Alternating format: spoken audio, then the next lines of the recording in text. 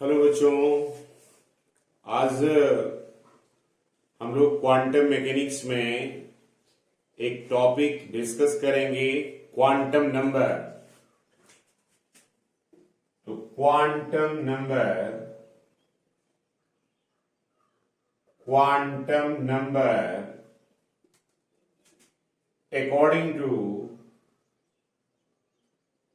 according to vector atomic model,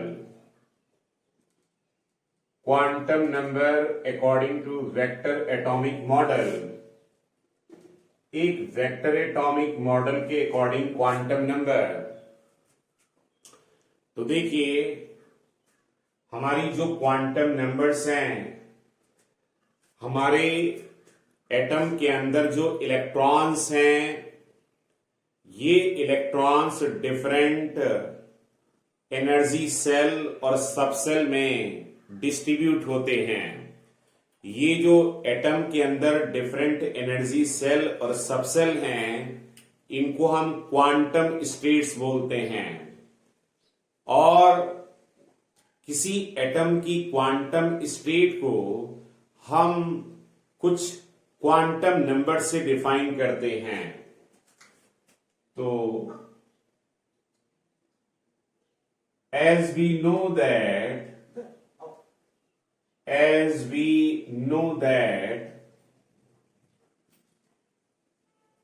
inside the atom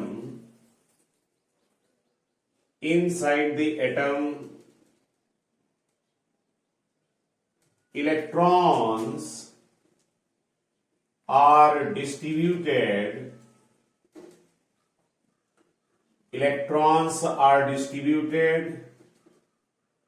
in different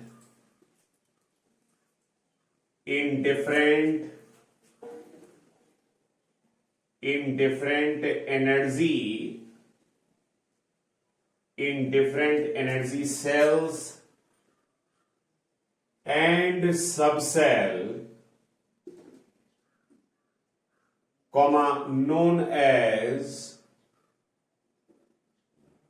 known as quantum state.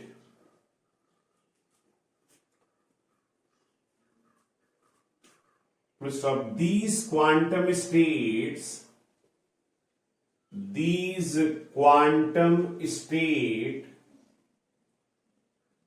are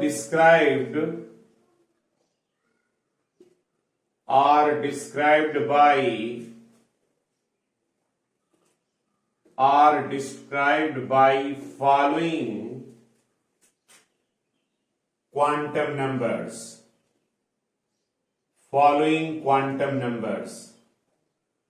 तो पहली जो quantum number है, that is called principal quantum number. Principal quantum number,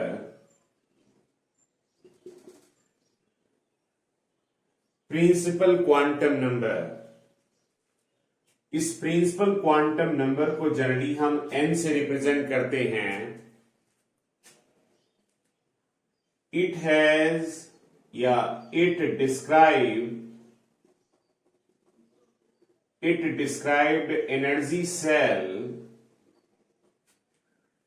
described energy cell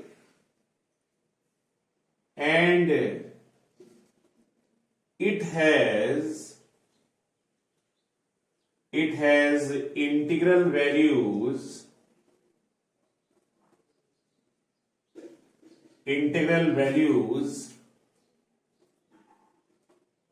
given by n equal to 1, 2, 3, 4 and so on।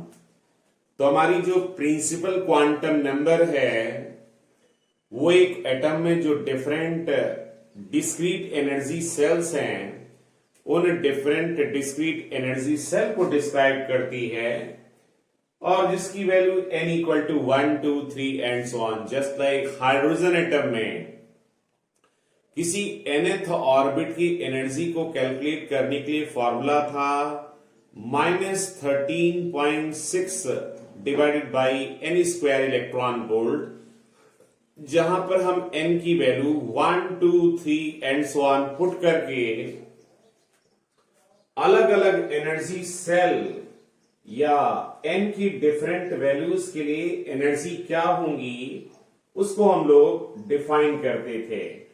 तो एक तरीके से जो हमारी प्रिंसिपल क्वांटम नंबर है वो किसी एटम के अंदर जो डिफरेंट डिस्क्रीट एनर्जी सेल हैं उन्हीं को डिस्क्राइब करती है।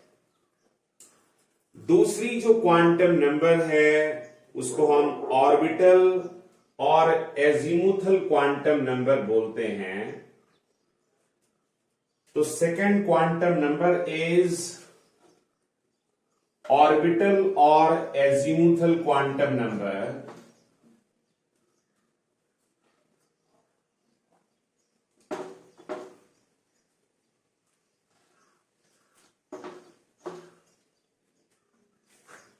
Second quantum number is called orbital or azimuthal quantum number। Orbital और एजीमुथल क्वांटम नंबर इसको L से रिप्रेजेंट करते हैं। और ये जो एजीमुथल क्वांटम नंबर है वो आपके इलेक्ट्रॉन के ऑर्बिट के शेप को बताती है और साथ में एक इलेक्ट्रॉन का ऑर्बिटल एंगुलर मोमेंटम भी बताती है। It describe shape of orbit as well as it measure orbital angular momentum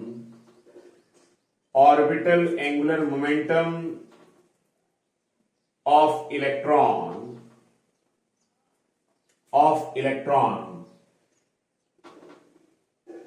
it has n integral values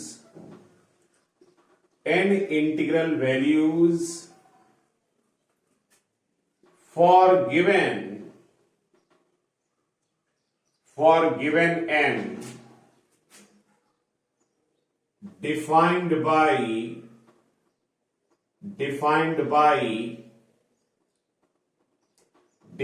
by L equal to 0, 1, 2, 3 and so on n minus 1।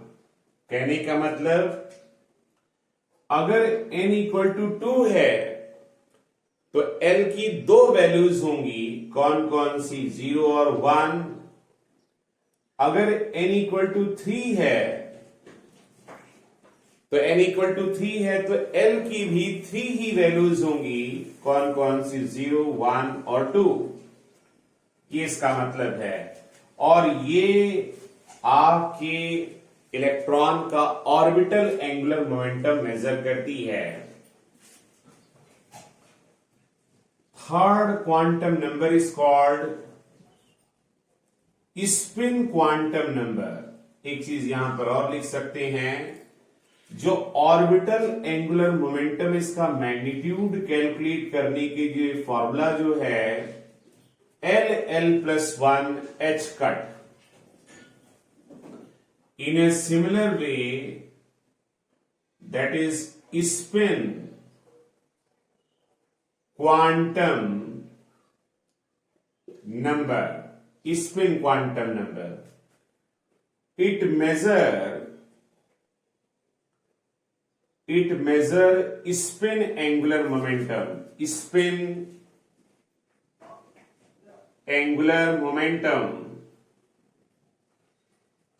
it measure spin angular momentum of electron,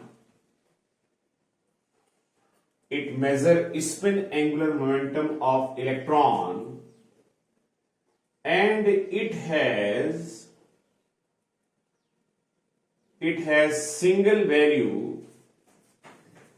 इसके पास single value होती है given by s equal to half. जो spin quantum number है यह आपके electron का spin angular momentum major करती है और इसकी सिर्फ और सिर्फ एक सिंगल वैल्यू होती है, that is s equal to half. And और स्पिन एंगुलर मोमेंटम को मेजर करने का जो फॉर्मूला होता है, magnitude of intrinsic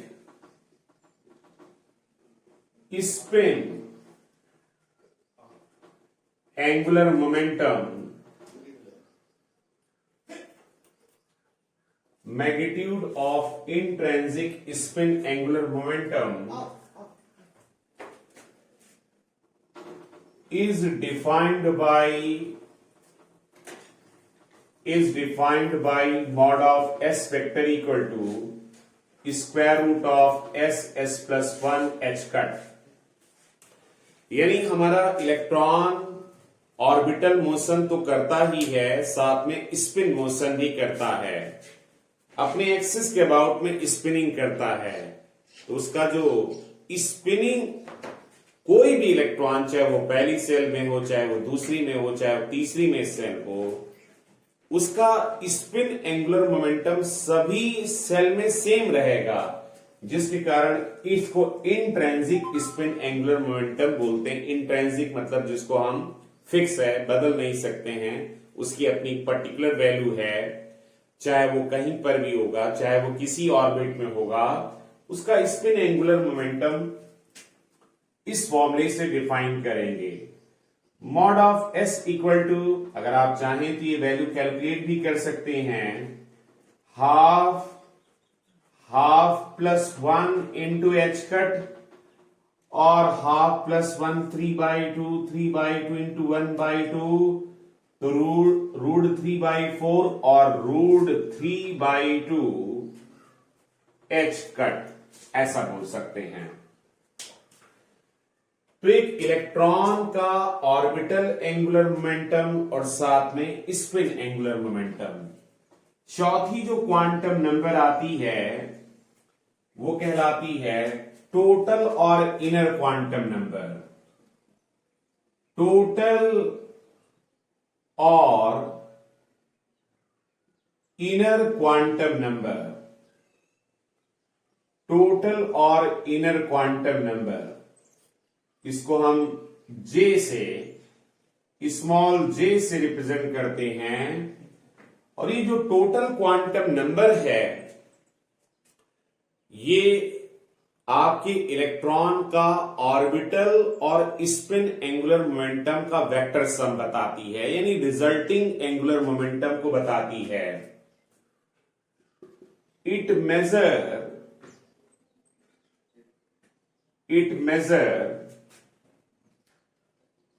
vector sum of, it major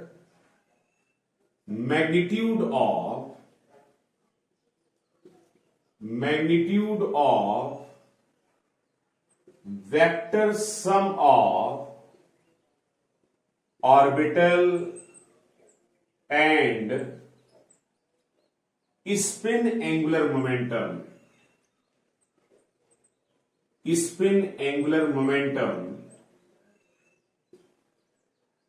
तो आपका ये ऑर्बिटल और स्पिन एंगुलर मोमेंटम के वेक्टर सम के मैग्नीट्यूड को मेजर करती है, and given by orbital and spin angular momentum given by mod of j vector equal to square root of j plus 1 h cut. यहां पर यही small j या आपकी टोटल क्वांटम नंबर या इनर क्वांटम नंबर है। तो आप यहां पर कह सकती हैं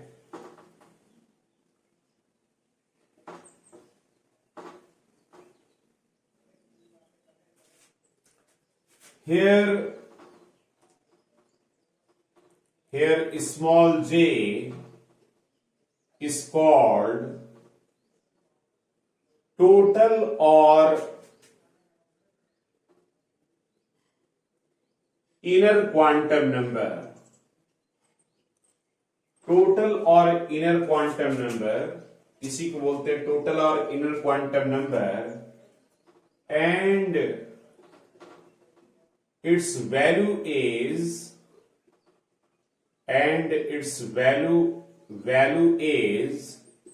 और इसकी वैल्यू डिफाइन होती small j equal to L plus minus S और j equal to L plus minus half, j equal to L plus minus half, जहां पर S इक्वल टू हाफ था, लेकिन j की वैल्यू कभी भी नेगेटिव नहीं होगी। तो इस तरीके से N, L, S और J ये हमारी क्वांटम नंबर्स हैं। अब अगर आप एटम को मैग्नेटिक फील्ड में रखते हो तो मैग्नेटिक फील्ड में रखने पर orbital magnetic quantum number, spin magnetic quantum number और साथ में total magnetic quantum number define होती हैं। तो fifth quantum number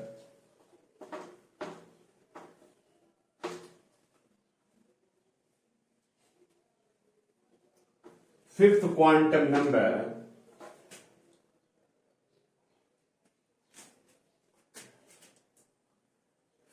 quantum number is called orbital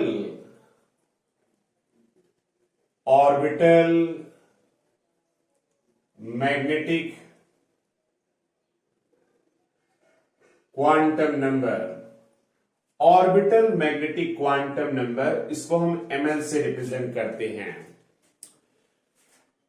तो एक्चुअली जब हम मैग्नेटिक फील्ड में एटम को रखते हैं तो मैग्नेटिक फील्ड में एटम को रखने पर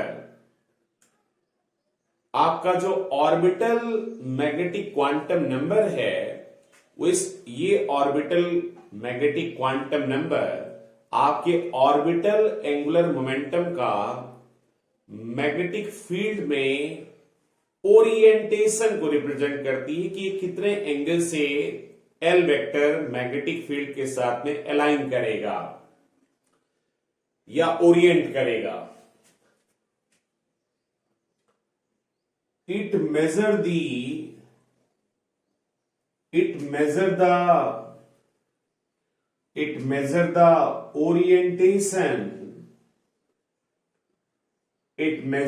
orientation of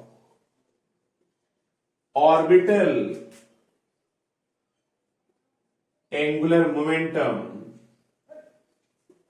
It measures the orientation of orbital angular momentum L vector with the magnetic field.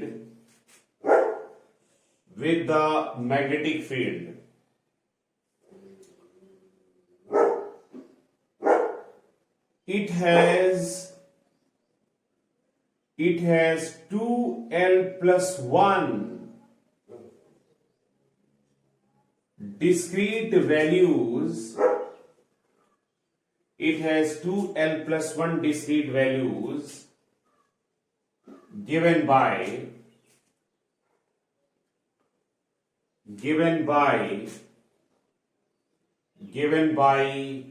ml equal to minus L plus 1 minus L plus 2 L minus 2 L minus 1 plus L। ठीक है, यानी minus L से plus L तक values होंगी with 1 unit gap. With 1 unit gap. Sixth quantum number is called spin magnetic quantum number. Spin magnetic quantum number. Spin magnetic quantum number को हम ms से represent करते हैं. अब यहां पर बाकी क्वांटम नंबर ये मैग्नेटिक फील्ड में एप्लीकेबल होंगी. तो आपकी स्पिन मैग्नेटिक क्वांटम नंबर या आपकी स्पिन एंगुलर मोमेंटम का मैग्नेटिक फील्ड के साथ में ओरिएंटेशन मेजर करती है. यानी it measure the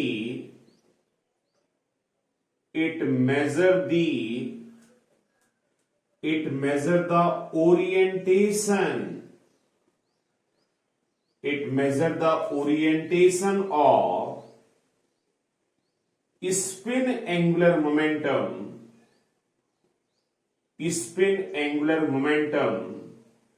It measure the orientation of spin angular momentum with the magnetic field के साथ में. एंड इट हैज 2s+1 यानी 2s+1. अब s इक्वल टू हाफ रखो तो s इक्वल टू हाफ रखें तो 2 into 1/2 2 cancel 1 + 1 2. It has 2s+1 equal to 2 discrete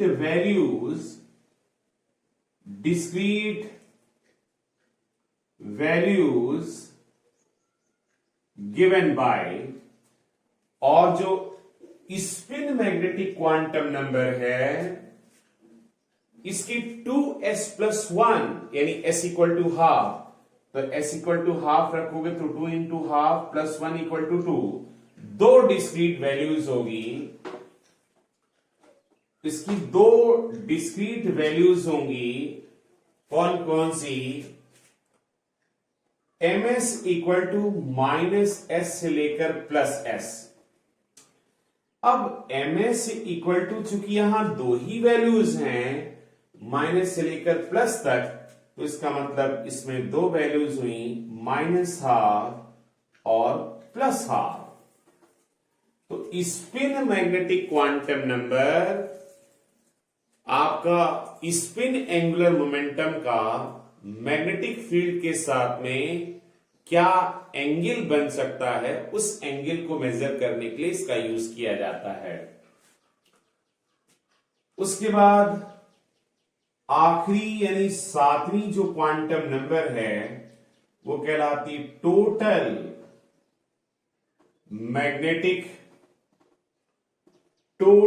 magnetic quantum number. Total magnetic quantum number को हम mj से रिप्रेजेंट करते हैं. अब ये टोटल मैग्नेटिक क्वांटम नंबर क्या मेजर करेगी? ये टोटल मैग्नेटिक क्वांटम नंबर आपके टोटल एंगुलर मोमेंटम यानी जे वेक्टर का मैग्नेटिक फील्ड के साथ में ओरिएंटेशन मेजर करेगी. यानी it measure the orientation of total angular momentum. It measures the orientation of total angular momentum J vector with the magnetic field.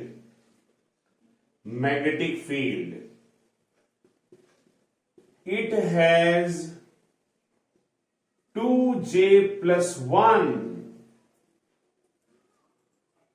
discrete values. It has 2j+1 discrete values given by mj equal to minus j plus 1 minus j plus 2 so on j minus 2 j minus 1 and j। कहने का मतलब total या inner total magnetic quantum number, इसके पास 2j plus 1 discrete values होंगी starting from minus j से लेकर plus j with 1 unit gap.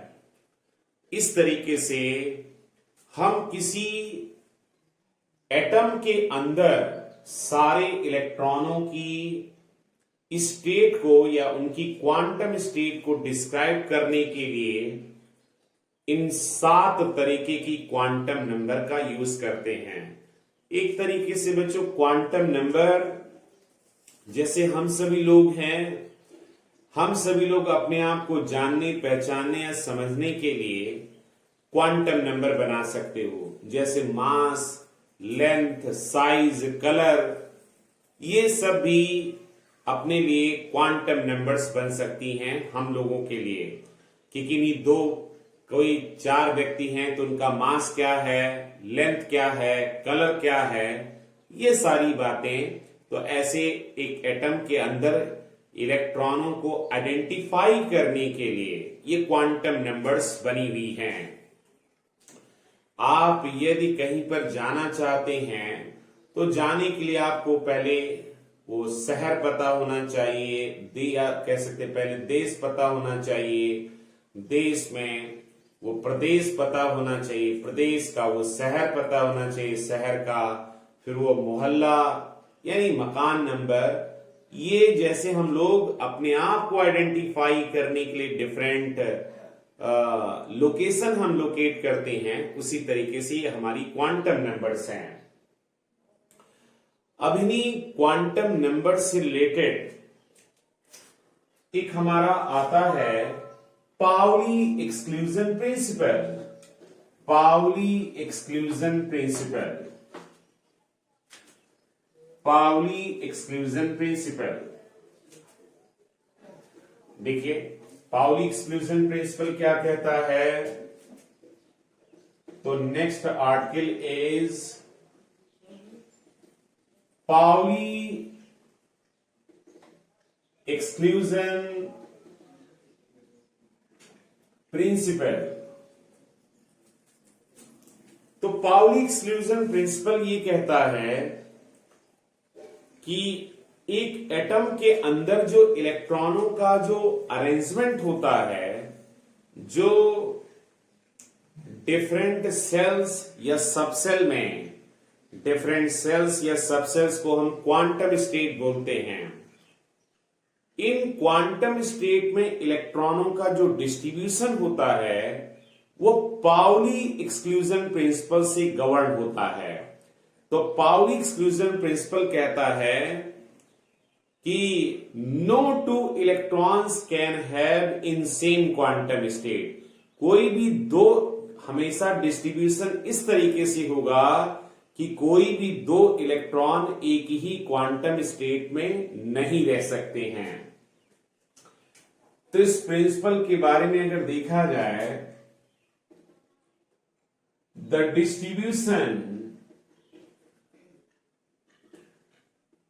Distribution of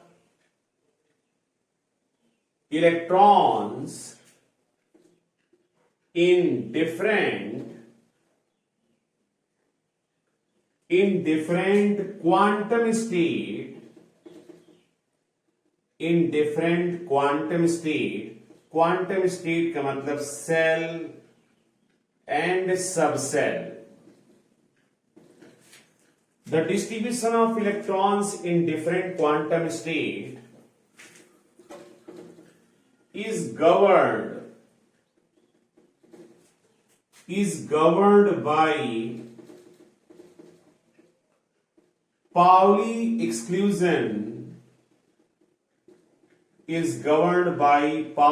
exclusion principle। ये आपके पाउली एक्सक्लूजन प्रिंसिपल के द्वारा गवर्न होता है, according to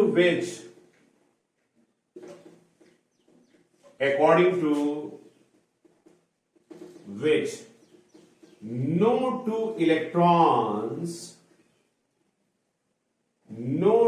electrons in an atom no two electrons in an atom no two electrons in an atom no two electrons in an atom can have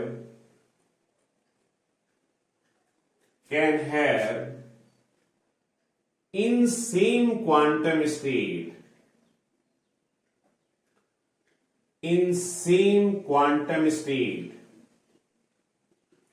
यानी कोई भी दो इलेक्ट्रॉन एक ही quantum state में नहीं रह सकते हैं, इस प्रकार से डिस्ट्रीब्यूशन होगा। दैट इज, इसका एक और मतलब है, that is no two electrons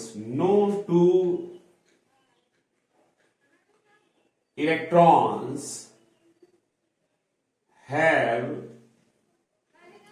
same set of four quantum number N, L, J and Mj, यानी किन्हीं भी दो इलेक्ट्रॉनों के लिए चारों क्वांटम नंबर्स सेम नहीं होंगी। वो चार quantum number N, L, J और Mj हैं। मतलब N, L, J ये तो बिना मैग्नेटिक फील्ड वाली रही। देखो N आपका एनर्जी, L आपका ऑर्बिट के शेप को, और J जो है वो टोटल एंगुलर मोमेंटम को, और Mj टोटल मैग्नेटिक फील्ड में इफेक्ट को डिफाइन करता है।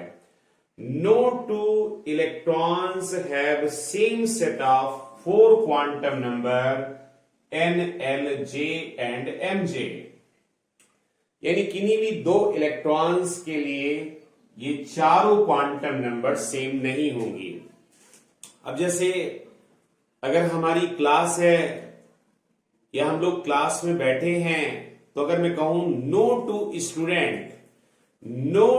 Student can have same length, same mass, same colour, उसमें कुछ क्वांटम नंबर बना ली जाए कि same length, same mass, same colour, same DNA, है ना, कि कोई भी दो स्टूडेंट का सेम मास, सेम कलर, यानी चारों चीजें सेम नहीं हो सकती हैं।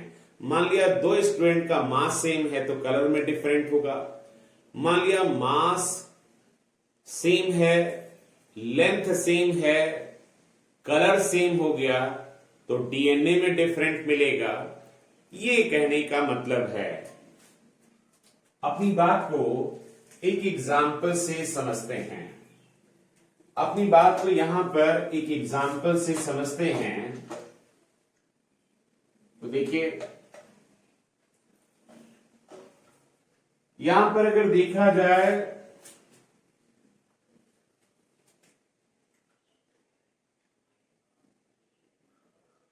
For example,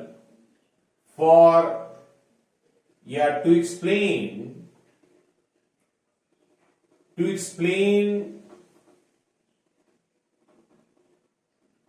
Pauli exclusion principle, consider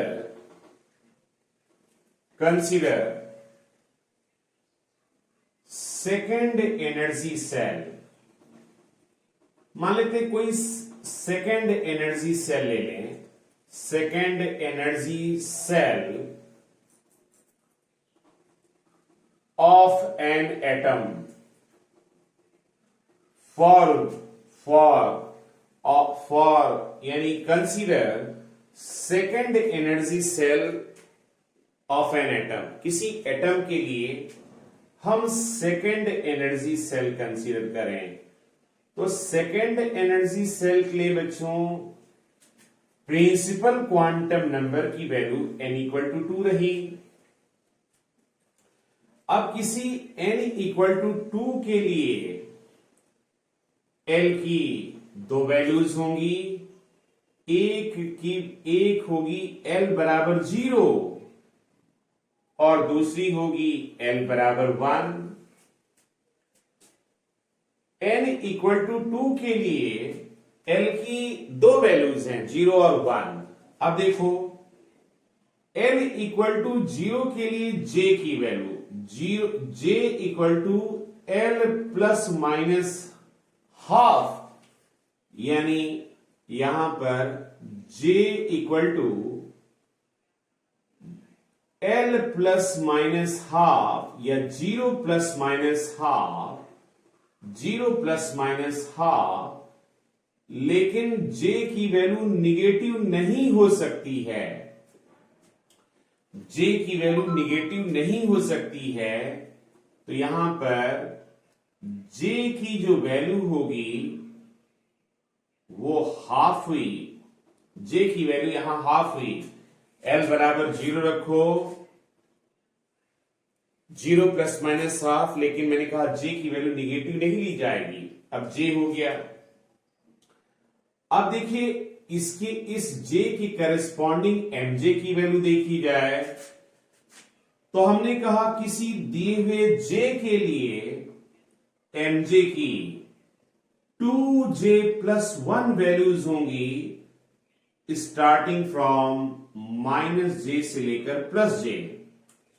अब देखो j इक्वल टू हाफ अगर यहां पर रखते हो तो 2 इंटू 1/2 यानी 1 बचा, 1 प्लस 1 यानी 2, दो वैल्यूज हुई माइनस j से लेकर प्लस j। तो इसका मतलब यहां पर एक mj की वैल्यू माइनस हाफ हुई और दूसरी mj की वैल्यू प्लस हाफ हुई। ओके, ठीक इसी तरीके से l इक्वल टू 1 के लिए j equal to l plus minus half. तो अगर हम L1 लेते हैं तो 1 plus minus half, 1 minus half, 1 minus half करोगे तो एक j इक्वल टू 1/2 आएगा और 1 प्लस हाफ करोगे तो j की वैल्यू 3/2 आएगा। अब देखिए इस j के लिए mj की वैल्यू, j अगर हाफ है तो mj की दो वैल्यूज होंगी। कौन कौन सी? एक mj equal to minus half, दूसरा mj equal to plus half. और वहीं अगर j बराबर 3/2 है तो 2j प्लस 1, यहां देखो j की जगह 3/2 रखो तो चार वैल्यूज होंगी mj की माइनस j से लेकर प्लस j। तो अगर j बराबर 3/2 है तो mj की 2j प्लस 1 वैल्यूज होंगी माइनस j से लेकर प्लस j। देखो पहली वैल्यू लिखा, पहली वैल्यू यहां पर लिखा mj की -3/2। अब 1 यूनिट का गैप करते जाएंगे। -3/2, इसमें 1 जोड़ा तो -1/2, फिर 1/2, फिर 3/2। यानी देखो -3/2 में 1 जोड़ा तो -1/2, -1/2 में 1 ऐड किया तो -half plus 1 plus half, plus half में 1 जोड़ा तो +3/2। ये इस तरीके से सेकेंड एनर्जी सेल के लिए मैंने देखा। अब देखो जितनी mj की वैल्यूज हैं उतने इलेक्ट्रॉन्स होंगे, जितनी mj की वैल्यूज हैं उतने इलेक्ट्रॉन्स मौजूद होंगे। अब यहां पर देखिए, जैसे नाउ या कह सकते हैं फॉर फर्स्ट इलेक्ट्रॉन के लिए, अगर मैं पहले इलेक्ट्रॉन के लिए चारों क्वांटम नंबर देखूं, ये पहले इलेक्ट्रॉन के लिए होगा, ये दूसरे के लिए, तो पहले इलेक्ट्रॉन के लिए n की वैल्यू 2 है, l की वैल्यू 0 है, j की वैल्यू हाफ है, j की वैल्यू हाफ है, और mj की वैल्यू -हाफ है। ठीक इसी तरीके से फॉर सेकेंड इलेक्ट्रॉन के लिए देखा जाए, ये पहला इलेक्ट्रॉन, तो ये दूसरे इलेक्ट्रॉन के लिए चारों क्वांटम नंबर, इस दूसरे इलेक्ट्रॉन के लिए n इक्वल टू तो 2 ही है, दूसरे इलेक्ट्रॉन के लिए n इक्वल टू 2 ही है, l इक्वल टू 0 है, j इक्वल टू हाफ है, लेकिन mj equal to plus half है, mj equal to plus half है। अब थोड़ा बच्चों जगह की कमी पड़ रही, इसलिए इस वाली लाइन को मैं बिगाड़ दे रहा हूं। अच्छा, अब देखो n सभी के लिए 2 है, n सभी के लिए 2 है, तो अब मैं फॉर थर्ड इलेक्ट्रॉन के लिए देखूं, तो n इक्वल टू 2, यानी n इक्वल टू 2, ये तीसरा इलेक्ट्रॉन, ये चौथा, ये पांचवां, ये छठा, ये सातवां, ये आठवां, n इक्वल टू 2 है, l इक्वल टू 1 है, और j इक्वल टू 1/2 है, और mj इक्वल टू -1/2 है। ये तीसरे इलेक्ट्रॉन के लिए। ऐसे चौथे इलेक्ट्रॉन के लिए n equal to 2, l equal to 1, j equal to half, mj equal to plus half. तो फॉर फोर्थ इलेक्ट्रॉन के लिए n equal to 2, l equal to 1, j equal to half, mj equal to plus half. ऐसे for fifth electron के लिए, ये पांचवें electron के लिए, पांचवां, छठा, सातवां, आठवां, पांचवें इलेक्ट्रॉन के लिए n इक्वल टू 2 है, l इक्वल टू 1 है, j इक्वल टू 3/2 है, mj इक्वल टू -3/2 है। ये पांचवा इलेक्ट्रॉन। ऐसे छठे इलेक्ट्रॉन के लिए फॉर सिक्स्थ इलेक्ट्रॉन के लिए n इक्वल टू 2 है,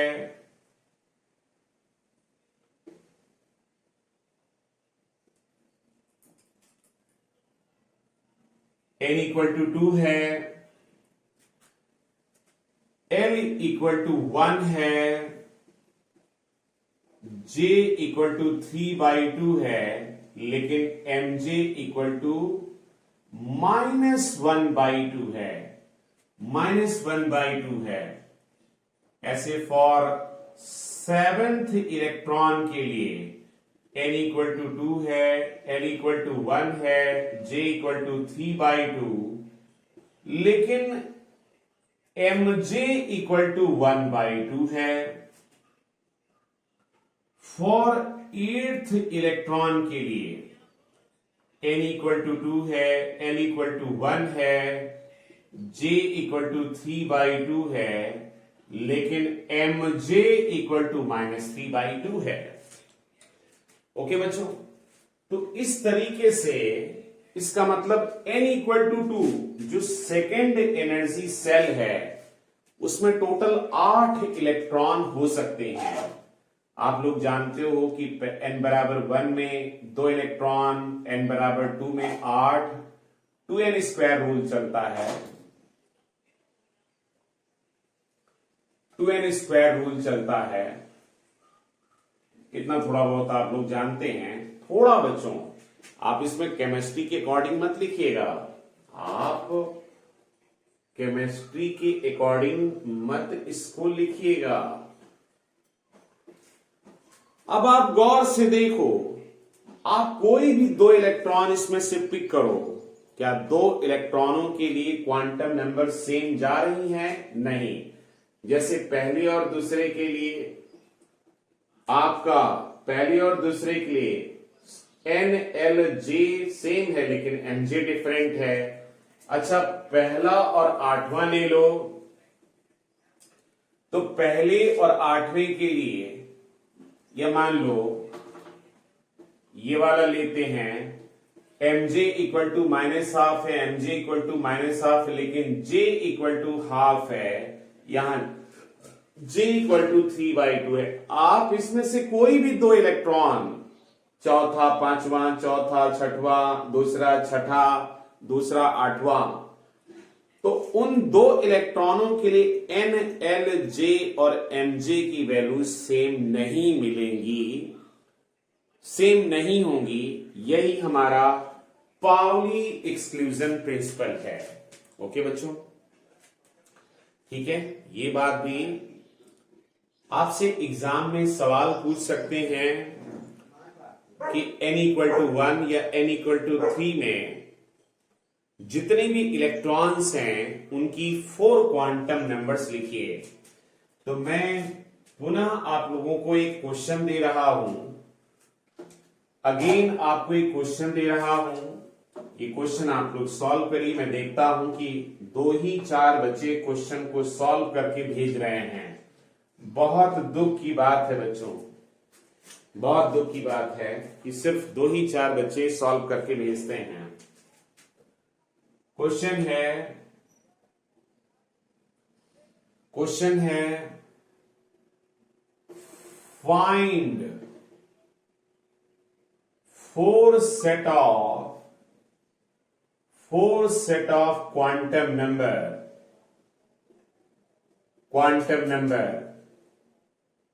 N, L, J and MJ for third energy cell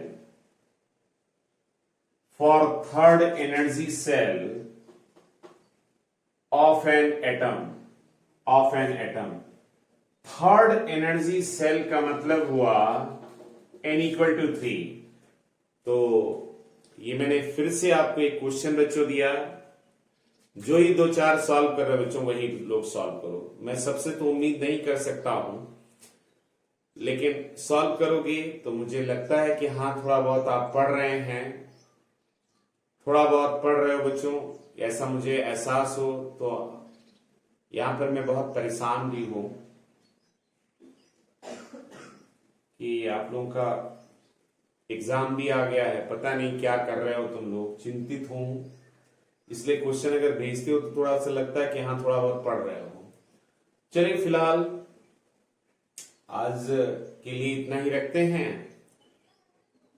आप अगला जो, चूंकि यहां पर आगे हमको जीमान इफेक्ट, एक्सरे स्पेक्ट्रा वगैरह पढ़ना है, ये जीमान इफेक्ट, एक्सरे स्पेक्ट्रा, ये सब आपको तभी क्लियर हो पाएगा जब ये सारी बातें आपको क्लियर होंगी। ओके, चलिए, थैंक यू।